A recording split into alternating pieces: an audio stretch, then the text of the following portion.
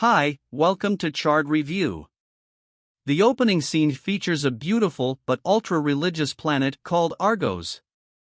Here we are introduced to a man by the name of Alikos who is fervently praying to a statue of the god Pelops. In the midst of his prayers, the lights suddenly begin to flicker and a group of soldiers called SG-1 materialized. They may have actually teleported from Earth to research the planet. The team consists of 4 members: Colonel Jack O'Neill, Dr. Daniel Jackson, Captain Samantha Carter, and TLC. Upon noticing their arrival, Alikos quickly hides behind the statue. Believing that they are gods, he is too scared to confront them at the moment. But shortly after, the team discovers him along with his pregnant wife Thetis, who is already in labor.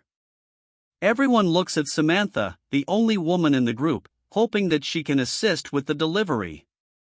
However, she sadly admits that she has no experience with childbirth. With no options left, Dr. Daniel steps in and takes charge of the situation. Using his knowledge learned from books, he successfully helps Thetis give birth, which brings immense happiness to the parents. In appreciation, they invite the team to their village where a grand celebration is in full swing. To the group's surprise, all the people of Argos are extremely good-looking, with exemplary features. Amidst the festivities, a young woman named Canuthia catches the eye of Colonel Jack O'Neill as she appears to be smitten with him. Cynthia offers Jack a peculiar cake, which she consumes alone and starts hallucinating. She then proceeds to perform an elaborate dance for Jack before taking him to her bedchamber. These aliens know how to party while the two are getting intimate. The other villagers abruptly enter the room and inexplicably fall unconscious. Even Jack, who seems to have just snapped out of the intoxication, is left baffled by the occurrence. Before too long, he loses his consciousness. Like the other villagers, Samantha, upon observing the strange incident, deduces that there may be something in the Argonians' diet, particularly the food that was offered exclusively to Jack, which caused him to pass out alongside the natives. As soon as the sun rises, the entire village, as well as Jack, awakens at exactly the same time, as if it were a customary occurrence for the Argonian people. However, the soldiers are left in utter disbelief when they realize that the baby they delivered the day prior is now walking around as if he were a 1-year-old child. Puzzled by the abnormality, SG-1 delves into the matter and discovers that the inhabitants of Argos possess an incredibly short lifespan of only 100 days. Remarkably, an entire human lifespan is compressed into this brief period, causing them to age at an accelerated rate. Maybe they should stop partying so much. Upon making this discovery, SG-1 is struck by a sudden realization that Jack, who had physical contact with Cynthia the previous evening, has also been affected by this phenomenon. So now they will have to quickly unravel the mystery behind this peculiar trait and save their friend before it's too late. Later, as the group is looking for clues inside the temple, they stumble upon an ancient script inscribed at the base of Pilate's statue. It shockingly discloses that the Argonians are part of an experiment conducted by Pelops, the so-called ancient Greek. It turns out that he had an interest in humanity's evolutionary development and shows the Argonians as subjects for his experiment. Through a virus that he had introduced into their blood cells, Pilates caused the Argonians to age at an incredibly rapid rate. As the team delves deeper into the matter, they discover that Pilates left the planet before his work was complete, leaving the Argonians to face the consequences of his experiment. Later that day, Colonel Jack orders the rest of the team to retrieve blood samples from him and the natives to conduct further analysis on Earth. They're a bit hesitant to leave him alone, but when he assures them that he'll be fine, they agree. After reaching the Stargate lab on Earth, Samantha, along with the lab expert, conducts numerous tests on the blood samples and eventually discovers the presence of nanomachines, which are responsible for the accelerated aging process. After this, Samantha returns to the Margosian planet where she finds Jack in a much older and fragile state than before. This makes her realize that he is aging much faster than the other Argonians because the virus is compensating for the 40-something. He has already lived. Jack has received an STD known as nanorrhea. Based on her calculations, she predicts that Jack will die within just a few weeks. Fearing for his life, Samantha urges him to accompany her back to the Stargate headquarters on Earth for treatment, but he refuses, saying that he cannot risk the lives of other people there. Instead, Colonel Jack orders his team to return to Earth and work on finding a cure for the virus in hopes of saving his life. In the following days, his rapid aging continues to take a toll on him, causing him to transform into an irritable and grumpy old man, complete with gray hairs and wrinkles, as well as an inability to figure out how email works. Jack is frustrated by his new situation and vents his anger on the visitors who come to the temple. Despite his struggles, he attempts to write a letter to his ex-wife Sarah, but fails to find the right words after only writing "Dear Sarah" one day. Cynthia pays Jack a visit and he starts to open up about their situation. He explains that in reality, humans age at a much slower rate than they do, and that the average life expectancy is around 70 years.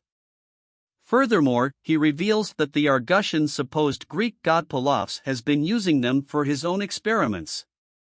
The revelation shocks Cynthia, but at the same time she is happy that the truth has been revealed. After this, the two kissed passionately to drown their sorrows. I'd argue that Jack is still getting a better deal than most humans in the lab at Stargate Labs on Earth. Samantha investigates the molecular makeup of the Argonians' blood samples and discovers tiny transmitter-like machines, called nanomachines, that use atomic particles to self-replicate. During the course of the study, Samantha's protective gloves are eaten away by the nanomachines, but she is able to remove them before any harm is done to her hands. Following this, Major General Hammond puts a stop to all experiments and travels to and from the Argos planet until further notice in order to mitigate its risk. Despite the team's efforts to convince him and otherwise arguing that they cannot abandon Jack to his fates, he stands by his decision. This news is disheartening.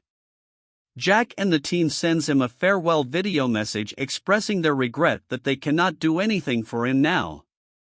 Jack sends back a video message of his own, saying he did it all for the Nuki.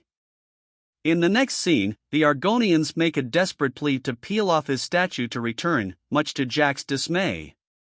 He becomes furious at the villagers for still believing in Pelops, and proceeds to shout at them.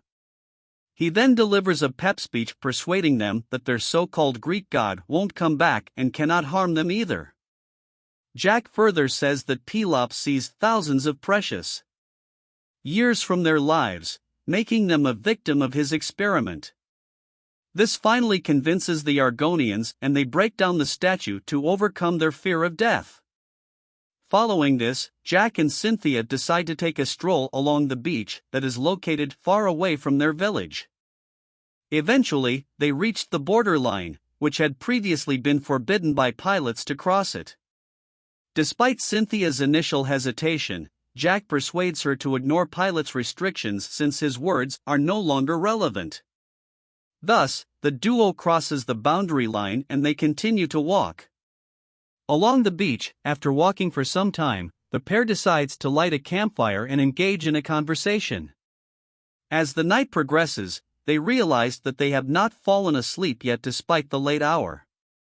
Poor Cynthia believes that they are being punished, but Jack assumes that their sleep cycle is probably dependent on some kind of transmitter and they are currently out of its range. After a bit of thinking, he comes to the conclusion that the Argonians' entire way of life and behavior may have been influenced and dictated by this transmitter. The following morning, Jack and Cynthia embark on their return journey to the village. However, when they arrive, they notice that all of the other villagers are still sleeping. Jack becomes suspicious and decides to investigate the cause of their prolonged sleep. He starts to search for the transmitter, which he believes is responsible for altering sleep cycles of the villagers, and after hours of searching, he eventually finds it hidden among the ruins of Pilot's statue, elated by the discovery. Jack hurriedly summons the rest of his team members to examine it. As soon as they arrive, they analyze the transmitter and to discover that it operates on two different frequencies. One puts the villagers to sleep and activates the nanomachines, while the other frequency shuts everything off for the day. The team concludes that the villagers must have damaged the wake-up call frequency during their rebellion against Pilaf's statue, which resulted in their prolonged sleep. Without any further delay, the team then deactivates the sleep frequency of the transmitter, which immediately awakens all the sleeping villagers. In the aftermath of their discovery and deactivation of the transmitters, SG-1 team members speculate on the potential effects on the body. They hypothesized that without the constant influx of new nanomachines, the villagers' immune systems will now be able to identify and attack the non-functioning nanomachines in their blood cells. This means that the Argonians will age at a normal rate going forward. Furthermore, Samantha predicts that Jack, whose body was altered by the nanomachines, will eventually return to his original state within a few weeks, as the deactivated nanomachines can no longer manipulate his blood cells. In the final scene, we are shown a heartwarming conversation between Jack and Cynthia as the time has come for the Colonel to depart. The two lovers speak of their mutual feelings and the future that lies ahead. Jack, with a heavy heart, assures Cynthia that he will send his soldiers to check on her regularly so that she doesn't feel alone. Jack himself won't be back, though, because he is a puck boy. He expresses his gratitude to her for teaching him valuable lessons about life, love, and the importance of enjoying every moment. The movie ends as they bid farewell to one another, promising to meet soon. So what did you think of this movie? Leave it in the comments below, and if you like the video, please like and subscribe for more movie recaps. Thank you for watching.